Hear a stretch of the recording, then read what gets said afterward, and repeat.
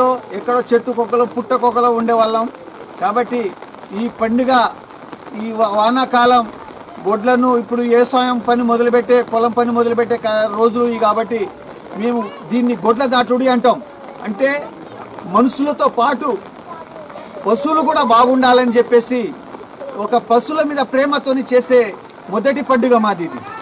ఈ మొట్టమొదటి పండుగ మేము పశువుల కోసం చేస్తాం. ఎందుకంటే పశువులే మా జీవనం, పశువులతోనే జీవించే వాళ్ళం మేము.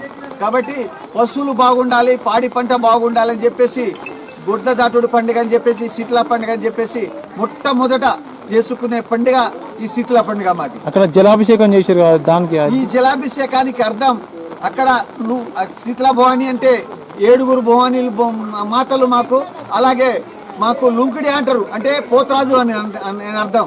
అక్కడ ఒక చెరువు లెక్కన చేసి అందులో తండవాసులు అందరూ బిందెలతోని కుండలతోని నీళ్లు పోస్తారు. ఎందుకంటే అది నిండితే మాకు చెరువు నిండుతుంది అన్నంత నమ్మకం.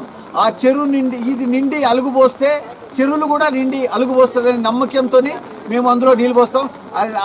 అక్కడ మా లుకిడియా ముందు అది నిండిపోతే మా చెరువు నిండి అలుగు పోసినట్టే అర్థం. కాబట్టి పంటలు బాగా పండుతాయి, వానలు బాగా కురుస్తాయని చెప్పేసి మా నమ్మకంతో మేము అలా పోస్తాం నీళ్ళు.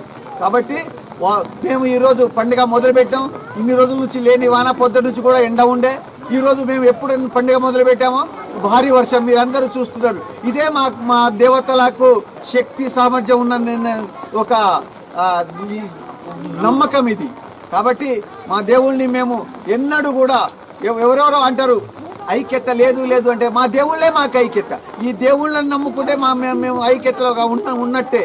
మేము ప్రతి పండుగకు ఎంతో ఐక్యతగా చేసుకుంటాం, చాలా ఐక్యతగా ఉన్నాం, ఐక్యతతోనే బతుకుతాం, ఐక్యతతోనే ఎప్పుడు జీవిస్తాం అని చెప్పేసి కోరుకుంటున్నాం.